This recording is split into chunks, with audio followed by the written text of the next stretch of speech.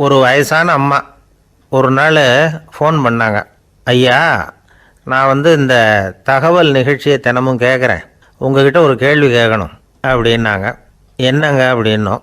எனக்கு சொந்தமாக ஒரு நல்ல வீடு இருக்குது, வேணுங்கிற அளவுக்கு பணமும் இருக்குது, கணவரும் ரொம்ப நல்லவர், ரிட்டையர் ஆகி வீட்டில் தான் இருக்கிறார், பிள்ளைங்கள்லாம் பெரிய பெரிய உத்தியோகத்தில் இருக்கிறாங்க, அதில் ஒருத்தன் ஐஏஎஸ்ஸு, பணம்லாம் கூட நிறைய கொண்டாந்து கொடுக்குறாங்க. அப்படி இருந்தும் என் மனசில் நிம்மதி இல்லை, வாழ்க்கையில் ஒரு நிறைவு இல்லை அப்படின்னாங்க. ஏன்னு கேட்டோம். அதைத்தான் நான் உங்களை கேட்குறேன், ஏன் அப்படி அப்படின்னு திருப்பி கேட்குறாங்க. எங்களுக்கு ஒன்றும் புரியல, கொஞ்சம் நேரம் குழம்பி போயிட்டோம். இருந்தாலும் அதை அவங்கக்கிட்ட காட்டிக்காமல் கொஞ்சம் சாமர்த்தியமாக, ஏம்மா உங்கள் மனசில் நீங்கள் ஏதோ ஒன்று எதிர்பார்க்குறீங்க, அது நிறைவேறலை அப்படி தானே அப்படின்னு கேட்டோம். ஆமாம் அப்படின்னாங்க. அதுக்கப்புறம் அவங்கக்கிட்ட கொஞ்சம் மனம் விட்டு பேசுகிறப்போ தானாக விஷயம் வெளியில் வந்தது. அதாவது அவங்க பிள்ளைங்க பெரிய பெரிய உத்தியோகத்தில் இருக்கிறதுனால அவசரமாக பார்த்துட்டு ஓடுறாங்களாம். ஆசையாக அம்மான்னு கூப்பிட்டுக்கிட்டு கிட்ட உட்காந்து கொஞ்சம் நேரமாவது என்கிட்ட பேசினா தானே என் மனசு கொஞ்சம் நிம்மதியாக இருக்கும். அது அவங்களுக்கு தெரிய மாட்டேங்குதே அப்படிங்கிறாங்க. இதுதான் அவங்களுடைய ஏக்கம். இந்த ஏக்கம் அந்த தாயின் மனசில் இருந்துக்கிட்டு இருக்குது. இப்படி மகனுடைய அன்புக்காக மட்டுமே ஏங்குகிற தாய்மார்கள் பல பேர் இருக்கிறாங்க இந்த உலகத்தில். இதை நினைக்கிறப்போ ஒரு வெளிநாட்டு நாடோடி கதை ஞாபகத்தில் வருது. அதாவது கடவுள் படைப்பு தொழிலில் ரொம்ப மும்முரமாக ஈடுபட்டுக்கிட்டு இருந்தாராம். மீன்களை படைச்சாராம், பறவைகளை படைச்சாராம், விலங்குகளை படைச்சாராம். அவருக்கு திருப்தி ஏற்படலை. அதுக்கப்புறம் மனிதர்களை படைச்சிருக்கிறார். அப்போவும் அவருக்கு மன நிறைவு ஏற்படலையா. கடைசியாக தன்னுடைய சக்தி முழுசையும் பயன்படுத்தி குறையே இல்லாத அளவுக்கு ஒரு படைப்பை உருவாக்கினாராம். அந்த உன்னதமான ஒரு படைப்பு அதுதான் பெண், அதாவது தாய். இப்படி உருவாக்கி எல்லாரையும் இந்த உலகத்தில் விட்டுவிட்டாராம். அதுக்கப்புறம் கொஞ்ச காலம் கழித்து தன்னுடைய தேவியை அழைச்சிக்கிட்டு இந்த பூலோகத்துக்கு வந்திருக்கிறார். தன்னுடைய குறையில்லாத படைப்பாகிய பெண்ணை பார்த்தாராம். ஏம்மா, உனக்கு இன்னும் ஏதாவது குறை இருந்தால் சொல்லு, அதையும் நிவர்த்தி பண்ணி விடுறேன் அப்படின்னாராம். அந்த அம்மா பார்த்துருக்காங்க. சுவாமி, எனக்கு நீங்கள் கொடுத்துருக்கிறது 2 கை, என்னுடைய பிள்ளைகளுக்கு சேவை செய்கிறதுக்கு இந்த 2 கை பத்தலை, அதனால் இன்னும் ஒரு 2 கை கொடுத்தா தேவலை அப்படின்னாங்களாம். கடவுள் பார்த்தார். அதனால் என்ன, அப்படியே செஞ்சு விடலாம், இதோ அதுக்கான வரம் கொடுத்துட்டேன் அப்படின்னார். அந்த அம்மாவுக்கு இப்போ 4 கை ஆகிட்டுது. 4 கையாலேயும் குழந்தைகளுக்கு சேவை செய்ய ஆரம்பிச்சிட்டாங்க. கடவுள் திருப்தியாக திரும்பி போனார். அதுக்கப்புறம் கொஞ்சம் காலம் கழித்து மறுபடியும் திரும்பி வந்தார் தேவியோட. பெண்ணை பார்த்தார். இப்போ என்னம்மா சந்தோஷந்தானே அப்படின்னாராம். அதுக்கு அந்த அம்மா, சந்தோஷந்தான், இருந்தாலும் இப்போ எனக்கு இருக்கிற 2 காலும் போதில்லை, இன்னும் ஒரு 2 கால் இருந்தால் தேவையில்லை, நிறைய ஓடி ஆடி பிள்ளைகளுக்காக வேலை செய்ய வேண்டியிருக்குது அப்படின்னாங்களாம். சரின்னு சொல்லி 4 கால் இருக்கிறது மாதிரி செஞ்சுட்டு போயிட்டார் கடவுள். மறுபடியும் கொஞ்ச நாள் கழித்து தேவி சொன்னாங்க கடவுள்கிட்ட, நீங்கள் என்ன தான் முயற்சி பண்ணினாலும் முழுமையான ஒரு படைப்பை உங்களால் உருவாக்க முடியாது, அப்படி தான் நான் நினைக்கிறேன் அப்படின்னாங்களாம். அப்படியா சொல்கிறேன், வா அந்த பொண்ணை பார்த்துட்டு வருவோம் அப்படின்னு புறப்பட்டு இங்கே வந்தாங்களாம். இங்கே பார்த்தா 4 கால் 4 கையோடு அந்த பொண்ணு ஒரு செவுத்தில் சாஞ்சி உட்காந்து அழுதுகிட்டு இருக்குது. இப்போ தேவி அந்த பொண்ணை சுட்டி காட்டி கடவுள்கிட்ட கேட்டாங்களாம், ஏங்க நீங்கள் அந்த பொண்ணுக்கு கையை கொடுத்தீங்க, காலை கொடுத்தீங்க, சரி, அந்த கண்ணீரையும் எதுக்காக கொடுத்தீங்க அப்படின்னு கேட்டாங்களாம். அதுக்கு கடவுள் சொன்னாராம், கையை கொடுத்தது நான் தான், காலை கொடுத்தது நான் தான், ஆனால் அந்த கண்ணீரை கொடுத்தது நான் இல்லை, அதை கொடுத்தது அந்த அம்மாவோட பிள்ளைங்க அப்படின்னாராம். இன்றைக்கும் அப்படி தான் பல பிள்ளைங்க அவங்க அம்மாவுக்கு கண்ணீரை தான் கொடுத்துக்கிட்டு இருக்கிறாங்க. அம்மாவை மதிக்கிற பிள்ளைங்க தான் இன்றைக்கி நல்லபடியாக இருக்கிறாங்கங்கிறது அவங்களுக்கு தெரியறதில்ல. இந்த காலத்து பிள்ளையாண்டான் ஒருத்தன் அவங்க அம்மாக்கிட்டேயும் நல்ல பிள்ளையாக நடந்துக்குவான், மனைவிக்கிட்டேயும் நல்ல கணவனாக நடந்துக்குவான், ரொம்ப சாமர்த்தியம். ஒரு நாள் அவங்ககிட்ட கேட்டாங்க, ஏப்பா உங்கள் அம்மாவும் உன் மனைவியும் சண்டை போட்டுக்கிட்டா நீ எந்த பக்கம் அப்படின்னாங்களாம். வீட்டுக்கு வெளிப்பக்கம் அப்படின்னானான் அவன். இந்த உலகத்தில் எல்லாருக்கும் மகிழ்ச்சி தரக்கூடிய ஒரு பொருள் எது? இது ஒரு முக்கியமான கேள்வி. இந்த கேள்விக்கு பொருத்தமான ஒரு பதிலை உங்களால் சொல்ல முடியுமா? அதாவது கொஞ்சம் யோசித்து பார்த்தா பணம்னு சொல்லலாமா? இப்போ கையில் காசு இல்லாதவங்ககிட்ட ஒரு 10 ரூபாயை கொடுத்தா அது அவனுக்கு சந்தோஷத்தை கொடுக்கும்.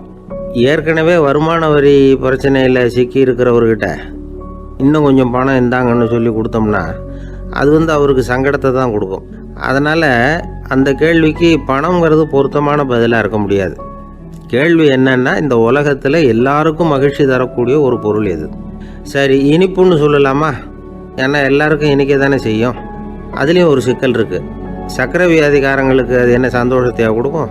ஆக எல்லாருக்கும் வேறுபாடு எதுவும் இல்லாமல் மகிழ்ச்சியை கொடுக்கக்கூடியது வேற ஏதோ ஒன்று இருக்குது. அது என்னன்னு கண்டுபிடிக்கணும். அதுதான் இன்றைக்கி தகவல். இப்போ அதை கண்டுபிடிக்கணும்னா இந்த கதையை கேட்கணும். அது என்ன கதைன்னா, ஒரு ஊரில் ஒரு ராஜா இருந்தார். அவருக்கும் இதே சந்தேகம் வந்துட்டுது. அதாவது எல்லாருக்கும் இன்பம் தரக்கூடிய பொருள் எது அப்படின்னு. இதுக்கு பதில் தெரிஞ்சுக்கிறதுக்கு ஆசைப்பட்டார். சரி, அதுக்கு என்ன செய்யலாம்னு யோசனை பண்ணார். நாட்டு மக்களுக்கு பகிரங்கமாக ஒரு அறிவிப்பு கொடுத்தார். நம்ம நாட்டு மக்கள் இன்பம் தரக்கூடிய பொருள் எதுன்னு நினைக்கிறாங்களோ அதை கொண்டுகிட்டு வந்து அரண்மனையில் உள்ள கண்காட்சி மண்டபத்தில் வைக்கலாம். அப்படி அவங்க வைக்கிற பொருள்களில் எது எல்லாருக்கும் இன்பம் தரக்கூடியதாக இருக்குமோ அதை வச்சவருக்கு 1000 பொற்காசுகள் பரிசு அப்படின்னு அறிவிப்பு கொடுத்துட்டார். ஜனங்கள் இந்த அறிவிப்பை கேட்டாங்க. அதுக்கப்புறம் சும்மா இருப்பாங்களா? 1000 பொற்காசுன்னா சும்மாவா? அவங்க கையில் என்னென்ன கிடைச்சதோ அதையெல்லாம் கொண்டாந்து அரண்மனை காட்சி மண்டபத்தில் வச்சுட்டாங்க. அதுக்கப்புறமா ராஜா அங்கே வந்தார். ஒவ்வொன்றா பார்த்துக்கிட்டே வந்தார். முதல்ல ஒரு குயில் இருந்தது, இனிமையாக பாடக்கூடிய குயில். இந்த குயிலோட இன்னிசை எல்லாருக்கும் இன்பம் தரக்கூடியது தான். இருந்தாலும் காது கேட்காதவங்களுக்கு இந்த இசை எப்படி இன்பம் தர முடியும்? அதனால் இது சரியில்லைன்னு விட்டார். அடுத்தபடியாக போனார்.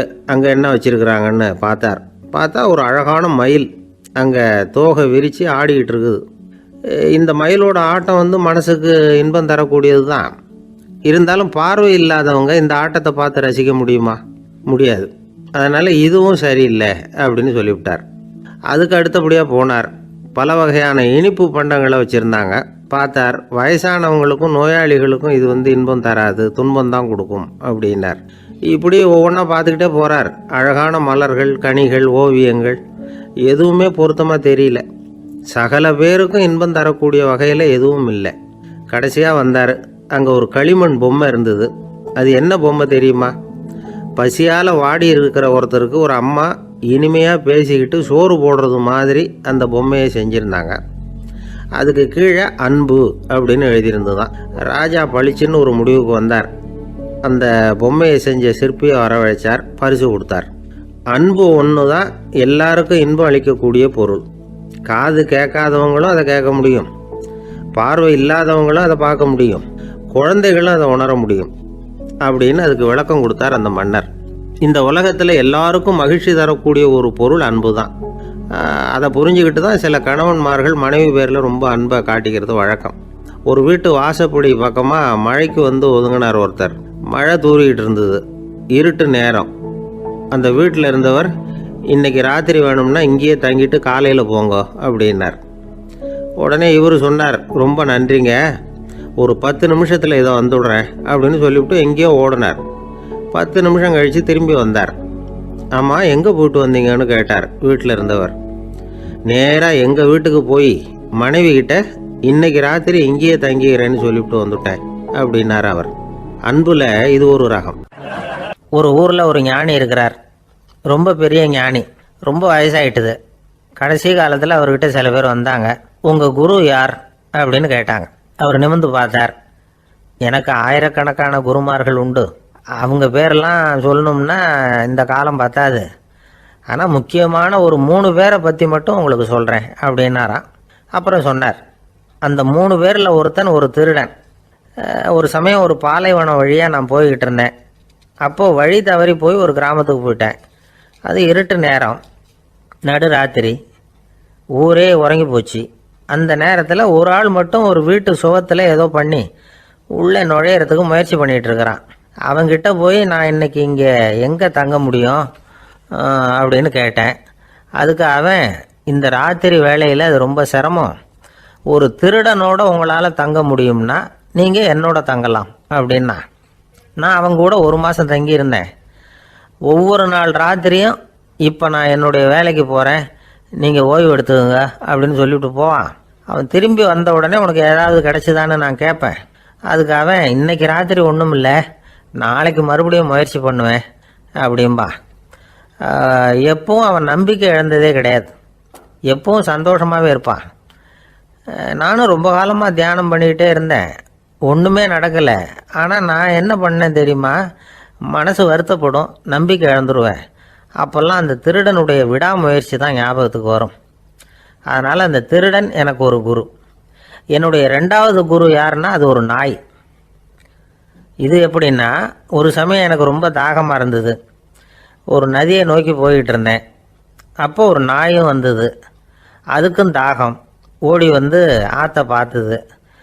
அதோட நிழல் வந்து ஆற்றுல தெரிஞ்சுது. அதை பார்த்ததும் பயந்துட்டுது. அது அதாவது அது தன்னுடைய சொந்த உருவத்தையே கண்டு பயந்தது. அதை பார்த்து குறைக்குது, திரும்பி ஓடிச்சு. ஆனால் அதுக்கு தாகம் அதிகமாக இருந்ததுனால அது மறுபடியும் திரும்பி வந்தது. பார்த்தா மறுபடியும் தண்ணியில் நாயோட உருவம் தெரியுது. இப்படி சில தடவை பண்ணிச்சு. இருந்தாலும் கடைசியில் தண்ணியில் குதிச்சுட்டுது துணிஞ்சி. இப்படி குதித்த உடனே அதோட உருவமும் மறைஞ்சுட்டுது. இதை பார்த்தேன். நான் என்ன புரிஞ்சுக்கிட்டேன்னா, எவ்வளவு தான் பயம் இருந்தால் கூட ஒருத்தன் தைரியமாக காரியத்தில் இறங்கணும் அப்படிங்கிறத புரிஞ்சுக்கிட்டேன். இந்த போதனை அந்த நாய்கிட்ட இருந்து எனக்கு கிடைச்சிது. இது ஒன்று. அடுத்தது என்னுடைய 3வது குரு யாருன்னா அது ஒரு சின்ன குழந்தை. நான் ஒரு சமயம் ஒரு நகரத்துக்கு போனேன். அங்கே ஒரு குழந்தை எரிகிற மெழுகுவத்தி ஒன்று எடுத்துக்கிட்டு வந்தது. நான் அந்த குழந்தைய பார்த்து வேடிக்கையாக கேட்டேன், ஏன் பாப்பா இந்த மெழுகுவத்தியை நீயாவே கொளுத்துனியா அப்படின்னு கேட்டேன். ஆமான்னுது அந்த குழந்தை. சரி, இந்த மெழுகுவத்தி முன்னாடி எரியாமல் இருந்தது, இப்போ எரியுது. இந்த மெழுகுவத்திக்கு வெளிச்சம் எங்கேருந்து வந்தது, அதை எனக்கு காட்ட முடியுமா அப்படின்னு கேட்டேன் அந்த குழந்தைகிட்ட. இதுக்கு அந்த குழந்தை சிரிச்சுக்கிட்டு அந்த மெழுகுவத்தியை ஊதி அணைச்சுட்டுது. அதுக்கப்புறம் என்னை பார்த்து கேட்டுது, இப்போ இந்த மெழுகுவத்தியின் வெளிச்சம் போனதை பார்த்தீங்க இல்லையா, அது எங்கே போச்சுன்னு எனக்கு சொல்லுங்க அப்படின்னுது. அந்த குழந்தை இப்படி கேட்டதும் என்கிட்ட இருந்த ஆணவம் அழிஞ்சுட்டுது. நான் படித்ததெல்லாம் அந்த வினாடியில் சுக்கு நூறாக போயிட்டுது. என்னுடைய முட்டாள்தனத்தை நான் உணர்ந்தேன் அப்படின்னு இவ்வளவும் அந்த ஞானி விவரமாக சொன்னாராம். அதனால் நாம் இன்னார்கிட்டே இருந்து தான் இதை கற்றுக்கணுங்கிறது இல்லை, யாருக்கிட்டே இருந்தும் எதையும் கற்றுக்கலாம். நம்மால் ஒருத்தன் ஒரு நாய் வளர்த்துக்கிட்டு இருந்தான். அந்த நாய்க்கு வால் கிடையாது. யாரோ ஏற்கனவே வெட்டி எடுத்துட்டாங்க. இந்த நாய் தான் சார் எனக்கு குரு, அதுக்கிட்டே இருந்து கூட நான் பாடம் கற்றுக்கிட்டு இருக்கிறேன் அப்படின்னா. அப்படி என்ன கற்றுக்கிட்டேன் இந்த வால் இல்லாத நாய்கிட்டே இருந்து அப்படின்னு கேட்டோம். நாம் யாருக்கிட்டையும் வாலாட்டக்கூடாது அப்படிங்கிற பாடத்தை அதுக்கிட்டே இருந்து தான் நான் கற்றுக்கிட்டேன் அப்படின்னா. அந்த ஆள் என்னை கண்ணா பண்ணான்னு திட்டி விட்டான் சார், அதை நினச்சா எனக்கு ரொம்ப வருத்தமாக இருக்குது அப்படின்னு சொல்லி கவலைப்பட்டார் ஒருத்தர். இதில் கவலைப்படுறதுக்கு என்ன இருக்குது அப்படின்னார் ஒரு பெரியவர். அவர் ஒரு மகான். என்ன சார் இப்படி சொல்கிறீங்க, ஒருத்தர் நம்ம பார்த்து திட்டுனா வருத்தமாக இருக்காதா அப்படின்னார். அது எப்படி வருத்தமாக இருக்கும், திட்டுறதுங்கிறது என்ன, அது வெறும் சத்தம் தானே அப்படின்னார் அந்த பெரியவர். நம்ம ஆளுக்கு தலையை பிச்சுக்கலாம் போல் இருந்தது. இருக்காது அப்படின்னா நமக்கு அப்படி தானே தோணுது. அந்த பெரியவர் சொல்கிறது ரொம்ப பெரிய விஷயம். அதை நாம் புரிஞ்சிக்க முயற்சி பண்ணலாம்னா நடைமுறை வாழ்க்கைக்கு அது ஒத்து வர்றது மாதிரி தெரிய மாட்டேங்குது. இருந்தாலும் அந்த பெரியவர் அதுக்கு என்னதான் விளக்கம் கொடுக்குறாருன்னு பார்ப்போமே. ஒரு ரயில் போயிட்டுருக்கு, அதில் ஒரு சாது போயிட்டுருக்கார். அந்த ரயில் வந்து அவர் ஹரித்வாரம் போயிட்டுருக்கார். அவர் ரயிலில் ஏகப்பட்ட கூட்டம். நம்ம ஊர் ரயில் கேட்க வேணும், டிக்கெட் வாங்கிட்டு கொஞ்சம் பேர், வாங்காத கொஞ்சம் பேர். அது என்னத்துக்கு அனாவசியமாக டிக்கெட் அப்படிங்கிற நினப்பில் பாதி பேர். இந்த கூட்டத்துக்கு மத்தியில் அந்த சாதுவும் போயிட்டுருக்கிறார். உட்கார்றதுக்காக இருந்த இடத்துல ஒரு ஆள் படுத்துருக்கிறான், கொஞ்சம் முரட்டு ஆசாமி. அவன் கால் பக்கத்தில் கொஞ்சோண்டு இடம் பாக்கி இருந்தது. அந்த இடத்துல இந்த சாது உட்காந்துருந்தார். மெதுவாக உட்காந்துக்கிட்டார் போய். ஆனால் அந்த ஆள் ராத்திரி பூரா இவரை காலால் உதச்சிக்கிட்டே இருக்கிறான். அது இவருக்கு ரொம்ப அவமானமாக பட்டுது. அதனால் துக்கம் ஏற்பட்டது. இருந்தாலும் அதை ஒரு மாதிரியாக சகிச்சுக்கிட்டே இவர் வந்து சேர்ந்தார். பொழுது விடிஞ்சது. அந்த சாது ஹரித்வார் வந்து சேர்ந்தார். அங்கே ஒரு பெரிய ஞானியை சந்தித்தார். ராத்திரி ரயிலில் அந்த ஆள் உதைச்சதையும் அதனால் தனக்கு ஏற்பட்ட துக்கத்தையும் இந்த சாது அந்த ஞானிகிட்ட சொன்னார். சொல்லிவிட்டு, ஏன் சுவாமி எனக்கு துக்கம் ஏற்பட்டதே அது தப்பா அப்படின்னு கேட்டார். தவறு தான்னார் அந்த ஞானி. உனக்கு இன்னமும் தேக அபிமானம் போகலைங்கிறது தான் அது காட்டுது. அஷ்டாவக்கிரர் என்ன சொல்கிறார் தெரியுமா, உண்மையான ஞானி யாராவது தன்னை வந்தனை செய்தால் அதற்காக சந்தோஷப்பட மாட்டார், யாராவது நிந்தனை செய்தால் அதற்காக வருத்தப்பட மாட்டார் அப்படின்னு சொல்கிறார். நிந்தனைங்கிறது ஒரு ஒலி தான். தேகாபிமானம் இருக்கிற வரைக்கும் இந்த ஒலி நம்மளை வந்து வேதனைப்படுத்தும். நான் தேகம் இல்லை ஆத்மா அப்படிங்கிற நினைவு இருந்தால் இந்த ஒலி நம்மளை பாதிக்காது. மனு என்ன சொல்கிறார் தெரியுமா? ஒரு சாதகன் பாராட்டுதலை விஷம்னு நினச்சி பயப்படணும், அவமானத்தை அமிர்தம்னு நினச்சி சந்தோஷப்படணுங்கிறார். அவமானப்பட்டால் கவலைப்படாமல் எப்படி இருக்க முடியும் அப்படின்னு தான் நமக்கு தோணும். அதனால தான் நம்மளில் யாரும் இதுக்கு உதாரணமாக யாரையும் காட்ட முடியல. புத்தரையும் கபீரையும் உதாரணமாக காட்டுறாங்க. அவங்களுக்கெல்லாம் அவமானம் ஏற்பட்டப்போ கவலையே படலையாம். புத்தரை அவமானப்படுத்தணுங்கிறதுக்காக கௌசாம்பி ராணி ஒரு இளம் பெண்ணை கொலை பண்ணி சடலத்தை புத்தர் குடிசைக்கு முன்னாடி போட சொன்னார். போட்டாங்க. புத்தர் தான் அந்த பொண்ணை கெடுத்து கொலை பண்ணிவிட்டாருன்னு எல்லாரும் நினைச்சாங்க. ஆனால் புத்தர் இதை பற்றி கவலையே படலை. அப்புறமா உண்மை தெரிஞ்சதும் புத்தர் புகழ் இன்னும் அதிகமாயிட்டது. ஒரு பெரிய சபையில் ஒரு மோசமான பொண்ணு நுழைஞ்சி தனக்கும் கபீருக்கும் சம்பந்தம் உண்டுன்னு சொன்னான். கபீர் கவலைப்படலை. அவங்க மாதிரியெல்லாம் நாமளும் இருக்க கற்றுக்கணும். நிந்தனை, அபகீர்த்தி, அவமானம் எல்லாம் ஆண்டவன் கொடுக்குற பிரசாதம்னு நினைக்கணும் அப்படின்னு சொல்கிறார் அந்த ஞானி. இதை கேட்ட இந்த காலத்து ஆசாமி ஒருத்தர், நான் கூட அப்படி தான் சார், யாராவது அவமானப்படுத்தினா கவலைப்பட மாட்டேன். நேற்று கூட ஒருத்தர் என்ன பலார்னு அரைஞ்சுட்டார், நான் கொஞ்சம் கூட கவலைப்படலை, பேசாமல் வந்துட்டேன்னார். ஏன் அப்படி வந்துட்டீங்க அப்படின்னு. அவர் அரைஞ்சதுலேயும் ஒரு அர்த்தம் இருந்தது, அதனால தான் அப்படி வந்துட்டேன்னார். ஏன் அரைஞ்சாருன்னு கேட்டேன். 10 வருஷத்துக்கு முன்னாடி 15 ரூபா அவர்கிட்ட கடன் வாங்கினேன், அதை கேட்டு கேட்டு பார்த்துட்டு கடைசியாக தான் அரைஞ்சார் அப்படின்னார். ஆண்டவனுடைய பிரசாதம் இவருக்கு அடிக்கடி கிடைக்கும் போல இருக்கு. நம்பிக்கை இல்லைன்னா இந்த உலகத்தில் நாம் நடமாடவே முடியாது. அவநம்பிக்கையோடு இருந்துக்கிட்டு இருந்தால் என்றைக்கும் அவஸ்தை தான். நாம் நம்புறது நடக்குதோ இல்லையோ அது வேறு விஷயம். ஆனால் எதையும் நம்பி தான் நாம் அடி வைக்க வேண்டியிருக்கு. வேறு ஒன்றும் வேணாம், ஒரு லாட்ரி சீட்டு வாங்குகிறோம், அது எங்கே நமக்கு விழப்போகுது அப்படிங்கிற அவநம்பிக்கையோடவா வாங்குகிறோம். பரிசு நமக்கு தான் அப்படிங்கிற நம்பிக்கை உள்ளூர இருக்கிறதுனால தான் அதை வாங்குகிறோம். இருந்தாலும் முடிவு வேறு மாதிரி ஆகிடுது. அதுக்காக மனசு சோர்ந்து போகிறதில்ல, அடுத்த மாதமும் சீட்டு வாங்குகிறோம். இந்த நம்பிக்கை தான் மனித வாழ்க்கைக்கு ஆதாரம். ஒரு கடையில் போய் டீ சாப்பிட்றீங்க, அந்த டீ நல்ல டீ தானா, அதில் விஷம் கலந்துருக்குமா அப்படிங்கிற சந்தேகம் வந்துட்டுதுன்னு வச்சுங்க. அதுக்கப்புறம் அதை எப்படி நீங்கள் சாப்பிட முடியும்? நம்பி தான் சாப்பிட்ணும். ரயில் ஒழுங்காக போய் சேருங்கிற நம்பிக்கை இருக்கிறதுனால தான் அதில் ஏறி உட்காடுறோம். லெட்டர் ஒழுங்காக போய் சேருங்கிற நம்பிக்கை இருக்கிறதுனால தான் பெட்டியில் போடுறோம். சரி, நம்ம கதையெல்லாம் நம்மளோட இருக்கட்டும். மனித நம்பிக்கை எந்த அளவுக்கு உறுதியாகவும் அறிவுபூர்வமாகவும் இருக்கணுங்கிறதுக்கு அலெக்சாண்டர் வாழ்க்கையில் நடந்த ஒரு சம்பவத்தை உதாரணமாக சொல்லலாம். இந்த உலகத்தையே ஜெயிக்கணும்னு புறப்பட்டார் அலெக்சாண்டர். ஒரு கட்டத்தில் அவர் சிட்னஸ் நதி கரைக்கு சேர்ந்தார். அந்த சமயத்தில் அவருக்கு கடுமையான நோய் வந்துட்டுது. அவர் கூடவே வந்திருந்த கிரேக்க வைத்தியர்கள் என்னென்னமோ முயற்சியெல்லாம் பண்ணி பார்த்தாங்க. இருந்தாலும் அலெக்சாண்டருக்கு வந்திருக்கிறது என்ன நோய்ங்கிறத அவங்களால கண்டுபிடிக்க முடியல. ஏன்னா அந்த பகுதியில் உள்ளவங்களுக்கு மட்டுமே அதிகமாக வரக்கூடிய ஒரு வினோதமான நோயாக இருந்தது அது. ஆனால் அவர் இருக்கிற இடம் எதிரியோட இடம், பாரசீக மன்னனோட ஆளுகைக்கு உட்பட்ட இடம். என்ன பண்ணுறது அப்படின்னு எல்லாரும் யோசனை பண்ணாங்க. பாரசீக மன்னனோட அரண்மனையில் இருக்கிற வைத்தியர் வந்தால் இந்த நோயை குணப்படுத்தி விடுவார் அப்படின்னு சொன்னாங்க. இருந்தாலும் எதிரியோட நாட்டில் இருக்கிற வைத்தியரை கூப்பிட்டு எப்படி நம்பி வைத்தியம் பார்க்க சொல்கிறது அப்படின்னு சொல்லி எல்லோரும் தயங்கினாங்க. ஆனால் அலெக்சாண்டர் தயங்கலை. பரவாயில்ல, அழைச்சிட்டு வாங்கன்னு விட்டார். உடனே அவரை போய் அழைச்சிட்டு வந்துட்டாங்க.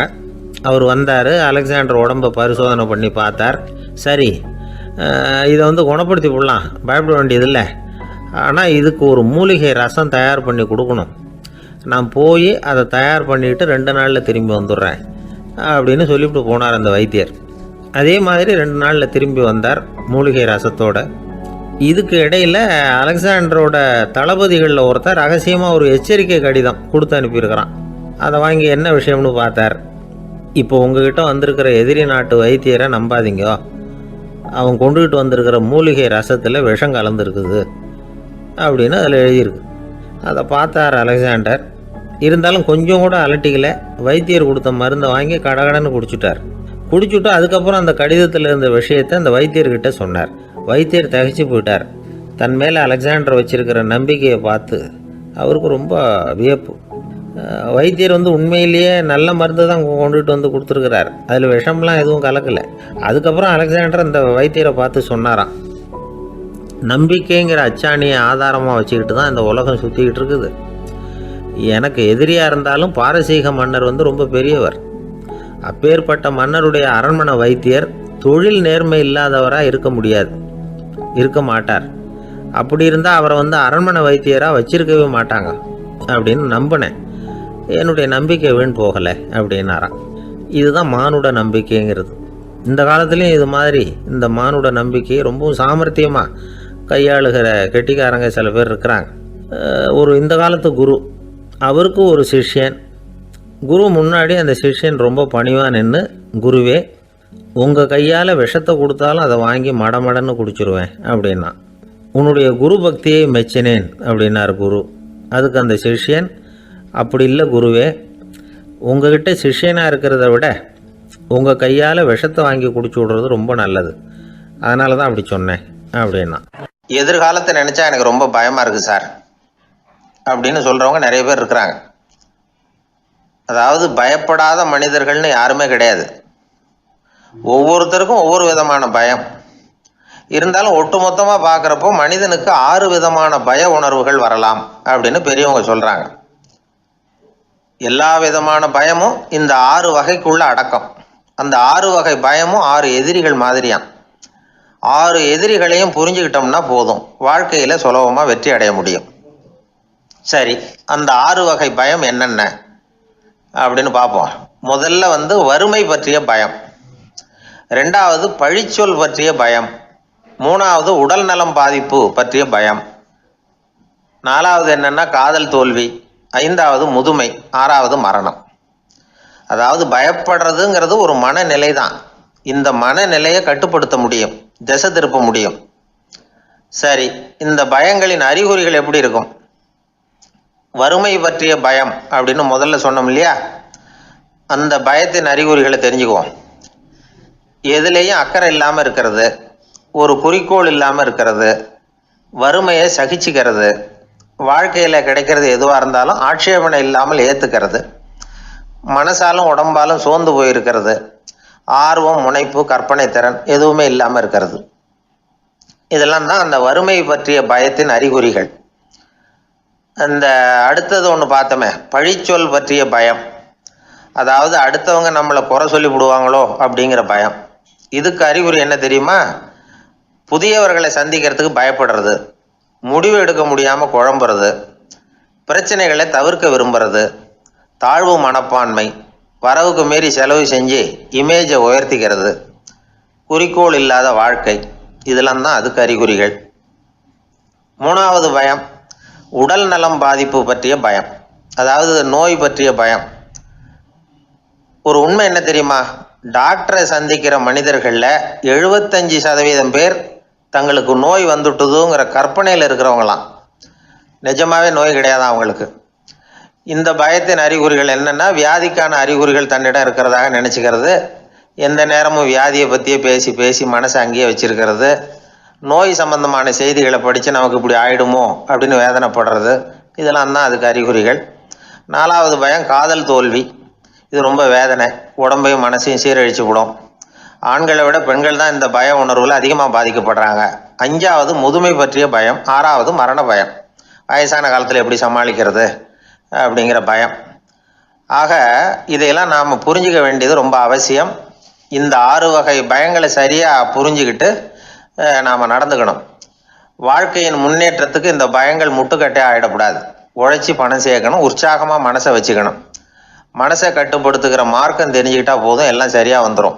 நம்ம ஆள் ஒருத்தன் சொன்னான், சார் எனக்கு வறுமை பற்றிய பயம்தான் இருந்தது, ஒரே ராத்திரியில் 30,000 ரூபா தயார் பண்ணிவிட்டேன், இப்போ எனக்கு இன்னொரு பயம் வந்துட்டுதுன்னா. என்ன பயம்னு கேட்டாங்க.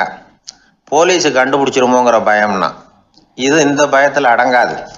அதனால் அஞ்சி அஞ்சி சாவார், அஞ்சாத பொருள் இல்லை அப்படின்னு பாரதி சொன்னார் இல்லையா? அது மாதிரி பயத்தை புரிந்து கொண்டு அதற்கு தகுந்த மாதிரி நம்முடைய வாழ்க்கையை அமைத்து கொள்ள வேண்டும். அப்படி அமைத்து கொள்ளுகிறவர்களுக்கு வெற்றி நிச்சயம். ஒரு ஊரில் ஒரு ராஜா இருந்தார். அவர் ஒரு பூனை வளர்த்தார். ரொம்ப செல்லமாக அவர் அந்த பூனையை வளர்த்தார். அவர் என்ன பண்ணுவார் தெரியுமா? இரவு நேரத்தில் அந்த பூனையோட தலையில் ஒரு விளக்கை வச்சுருவார். அந்த பூனை ரொம்ப ஜாக்கிரதையாக அந்த விளக்கு கீழே விழுந்துடாமல் பார்த்துக்கும். தலையை ஆட்டாமல் ரொம்ப நிதானமாக ராஜா பின்னாடி நடந்து போய்கிட்டே இருக்கும். அந்த விளக்கு வெளிச்சத்தில் எல்லா வேலைகளையும் செஞ்சுருவார். கையில் ஒரு விளக்கை தனியாக எடுத்துகிட்டு போக வேண்டிய அவசியமே இல்லை. விளக்க தூக்கிட்டு போகிற வேலையை அந்த பூனை பார்த்துக்கும். அதனால் ராஜாவுக்கு அந்த பூனை மேலே ரொம்ப பிரியம். மந்திரிகளையெல்லாம் கூப்பிட்டு அவங்கக்கிட்ட சொல்லுவார், பார்த்தீங்களா இந்த பூனை எவ்வளவு விசுவாசமாக நடக்குது, என் பேரில் எவ்வளவு மரியாதை பார்த்தீங்களா அதுக்கு அப்படிம்பார். இதை கேட்டுவிட்டு அங்கேருந்து அமைச்சர்களில் ஒருத்தர் சொன்னார், மன்னா நீங்கள் சொல்கிறது சரிதான், இருந்தாலும் இந்த பூனையோட விசுவாசத்தை நாம் கொஞ்சம் சோதித்து பார்க்க வேண்டியிருக்கு அப்படின்னாராம். சரி, உங்கள் ஆசையை ஏன் கெடுக்கணும், நல்லா சோதிச்சு பாருங்கள் அப்படின்னு சொல்லிவிட்டார் ராஜா.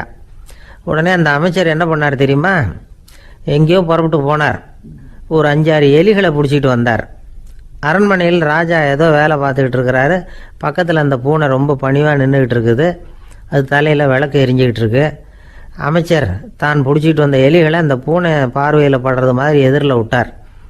அந்த எலிகள்லாம் அங்கேயும் இங்கேயும் ஓட ஆரம்பிச்சிது. அதை பார்த்தது பூனை, அவ்வளவுதான். தலையில் இருக்கிற விளக்கை பற்றியும் கவலைப்படலை, ராஜாவை பற்றியும் கவலைப்படலை. ஒரே பாய்ச்சலாக பாஞ்சு எலிகளை துரத்த ஆரம்பிச்சுட்டுது. தலையில் இருந்த விளக்கு எங்கேயோ போய் விழுந்தது, அணைஞ்சு போச்சு. இருட்டில் ராஜா தடுமாற ஆரம்பிச்சுட்டார். இந்த சமயத்தில் அந்த அமைச்சர் மறுபடியும் விளக்கை ஏற்றினார், வெளிச்சம் வந்தது. அதுக்கப்புறம் அந்த அமைச்சர் பேசினார், அரசே பூனையோட விசுவாசத்தை பார்த்தீங்களா, எலி அது கண்ணில் படுற வரைக்கும் தான் விசுவாசமாக இருந்தது. அது மாதிரி எலியை பார்த்ததும் எல்லாத்தையும் விட்டுட்டு அதை துரத்த ஆரம்பிச்சுட்டு பார்த்தீங்களா. தான் அந்த பூனையை பற்றி நினச்சது தப்புங்கிறது அதுக்கப்புறம் தான் அந்த ராஜாவுக்கு புரிஞ்சுதான். சரி, இப்போ எதுக்கு இந்த கதையெல்லாம் அப்படிங்கிறீங்களா, இந்த பூனை மாதிரி தான் நம்ம மனசும். மனசை எவ்வளவு தான் பயிற்சி கொடுத்து பக்குவமாக வச்சுருந்தாலும் பார்க்குறதுக்கு பரமசாது மாதிரி தான் இருக்கும். பார்க்க வேண்டியதை பார்த்துட்டுதுன்னா பாஞ்சிரும். இந்த பூனை மாதிரி புலன் இன்ப பொருள்கள் கிட்டாத வரைக்கும் மனம் அடங்கி இருக்கிறது மாதிரி தான் தெரியும். கொஞ்சம் வாய்ப்பு கிடைச்சாலும் அது குதிக்க ஆரம்பிச்சிரும், தப்பு பண்ண ஆரம்பிச்சிரும். பெரிய பெரிய முனிவர்கள் வாழ்க்கையில் நடந்த வீழ்ச்சி இதை தான் நிரூபிக்குது. புலன்களின் ஆற்றல் அதிகம், அதனால் மனக்கட்டுப்பாடு பயிற்சிகளில் ரொம்ப எச்சரிக்கையாக இருக்கணுங்கிறார் சுவாமி சிவானந்தர்.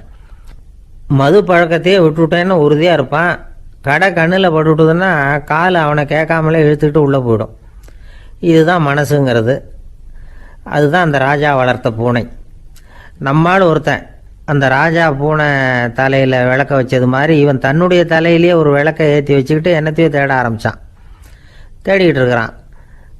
தலையை ஆட்டாமல் நிதானமாக நடந்து ரொம்ப நேரமாக தேடிட்டு இருக்கிறான். அந்த சமயம் அங்கே வந்த ஒருத்தர், என்னத்தை தேடுறீங்கன்னு கேட்டார். அதுதான் மறந்து போச்சு அப்படின்னு இழுத்தான். சரி, கொஞ்சம் இப்படி உட்காருங்க, ஞாபகம் வந்ததும் தேட ஆரம்பிக்கலாம் அப்படின்னார் அவர். இவன் கொஞ்ச நேரம் உட்காந்து யோசித்தான். அப்புறம் திடீர்னு எழுந்திரிச்சான். ஞாபகம் வந்துட்டுதுன்னா. என்னன்னு கேட்டார். எங்கள் வீட்டில் இருந்த விளக்கை எங்கே வச்சேன்னு தெரியல, அதை தான் தேடிக்கிட்டு இருக்கிறேன், ஏற்றி வைக்கலாம்னு பார்க்குறேன் அப்படின்னா. அமெரிக்க ஜனாதிபதி ஆப்ரஹாம் லிங்கன் ஒரு நாள் தன்னோட கோச்சு வண்டியில் தலைநகரான வாஷிங்டனுக்கு போயிட்டு இருக்கிறார். கோச்சு வண்டி ஒரு சாலையில் போயிட்டு இருக்கு. அந்த சாலைக்கு ஒரு பக்கத்தில் பயங்கரமான சதுப்பு நிலம். சதுப்பு நிலம்னா அது புதைகுழி, புதை மணல்ங்கிறோம்ல, அது மாதிரி. அந்த சதுப்பு நிலத்தில் யாராவது மாட்டிக்கிட்டா அவ்வளோதான், ஆளை கொஞ்சம் கொஞ்சமாக உள்ளே அமுக்கிவிடும். தப்பிச்சு கரையிறது கஷ்டம். அப்படிப்பட்ட நிலம் அது. ஆப்ரஹாம் லிங்கன் ஏதோ ஒரு முக்கியமான அரசாங்க வேலையாக போயிட்டு திரும்பி வந்துட்டு இருக்கிறார். அதனால் அந்த சமயத்தில் அவர் விலை வசந்த ஆடைகளை அணிஞ்சிருக்கிறார். அப்படி அவர் அந்த கோச்சு வண்டியில் வந்துக்கிட்டு இருக்கிறாரு. அந்த சமயத்தில் ஒரு காட்சி அவர் கண்ணில் பட்டுட்டுது. என்ன தெரியுமா, ரோட்டுக்கு பக்கத்தில் இருந்த சதுப்பு நிலத்தில் ஒரு இளம் பன்றி குட்டி சிக்கிக்கிட்டு தவிச்சிக்கிட்டு இருக்குது. பரிதாபமாக கத்திக்கிட்டு இருக்குது. அதை பார்த்தார் லிங்கன். அவருக்கு இன்னும் மாதிரி ஆயிட்டுது. உடனே வண்டியை நிறுத்த சொன்னார். கீழே இறங்கினார். தன்னோட விலை வசந்த ஆடைகளை பற்றி லட்சியம் பண்ணவே இல்லை. தனக்கே ஆபத்து வரலாம்ங்கிறத பற்றியும் கவலைப்படலை. தான் ஒரு குடியரசுத் தலைவருங்கிறத பற்றியும் அவர் நினச்சி பார்க்கல. நேராக அந்த சதுப்பு நிலம் பக்கமாக போனார். அந்த சேத்துல இறங்கி பன்றிக்குட்டியை காப்பாற்றி கரைக்கு கொண்டுட்டு வந்து சேர்த்துட்டார். அதுக்கப்புறம் நிம்மதியாக கோச்சு வண்டியில் ஏறி வெள்ள மாளிகைக்கு வந்து சேர்ந்தார். ட்ரெஸ்ஸு உடம்பு பூரா சேறு சகதி. பார்க்குறவங்களுக்கெல்லாம் ஆச்சரியமாக போச்சு. அவங்களுக்கு ஒன்றும் புரியல. இவர் நேராக ட்ரெஸ்ஸு மாற்றிக்கிறதுக்காக போனார். கோச்சு வண்டி ஓட்டிகிட்டு வந்தவங்கிட்ட போய் எல்லாரும் கேட்டாங்க என்ன ஆச்சு அப்படின்னு. அவர் வர்ற வழியில் நடந்த விவரத்தை சொன்னார். ஆப்ரஹாம் லிங்கனுடைய இந்த இறக்க குணத்தை எல்லாரும் பாராட்டினாங்களாம், புகழ்ந்தாங்களாம். ஆனால் இதுக்கு லிங்கன் என்ன பதில் சொன்னார் தெரியுமா, தயவு பண்ணி இந்த புகழ்ச்சியான பேச்சையெல்லாம் ஒதுக்குங்க, அதெல்லாம் வேணாம். அந்த சின்ன பிராணி சகதியில் மாட்டிக்கிட்டு துடிச்சிக்கிட்டு இருந்தது. அதை பார்த்தேன். உடனே என்னுடைய இதயத்தில் ஒரு முள்ளு தைச்சது மாதிரி ஒரு உணர்வு. அந்த முள்ளை பிடுங்கி எறிஞ்சேன், அவ்வளவுதான். உண்மையில் அந்த பிராணிக்கு நான் உதவினேங்கிறத விட எனக்கு ஏற்பட்ட இன்னலை போக்கிக்கிட்டேன் அப்படிங்கிறது தான் உண்மை. அதுதான் பொருத்தம். அப்படி இருக்கிறப்போ இதில் புகழறதுக்கு என்ன இருக்குது அப்படின்னாரு ஆபிரகாம் லிங்கன். எவ்வளவு யதார்த்தமான வார்த்தைகள் பாருங்க. இந்த காலத்தில் நம்மளையும் பல பேர் அப்படி உண்டு. நீச்சல் தெரியாத ஒரு ஆள் தண்ணியில் இறங்கிட்டான். தண்ணி ஆழம்ங்கிறது அப்புறமா தான் தெரிஞ்சுது. தத்தளிக்க ஆரம்பிச்சுட்டான். வாழ்னு கத்துறான். கரையில் நின்றுட்டு இருந்த ஒருத்தர் இதை பார்த்தார். உடனே அவருக்கு இதயத்தில் முள்ளு தைச்சது மாதிரி ஒரு உணர்வு. உடனே குபீர்னு தண்ணியில் பாஞ்சார். அவரை காப்பாற்றி கரைக்கு கொண்டுட்டு வந்து சேர்த்தார். இதை பார்த்துக்கிட்டு இருந்த இன்னொருத்தர் காப்பாற்றின அந்த ஆளை பாராட்டி புகழ்ந்தார். என்ன புகழாதீங்க சார் அப்படின்னார் அவர். ஏன்னு கேட்டார் இவர். நான் அந்த ஆளை ஏன் காப்பாற்றினேன் தெரியுமா? அவன் நேற்றுக்கு என்கிட்ட 300 ரூபா கடன் வாங்கியிருக்கிறான். இவன் தண்ணியில் போட்டான்னா நான் கொடுத்த கடனும் தண்ணியில் போடும். அதனால தான் விழுந்து காப்பாற்றினேன் அப்படின்னா அந்த ஆள்.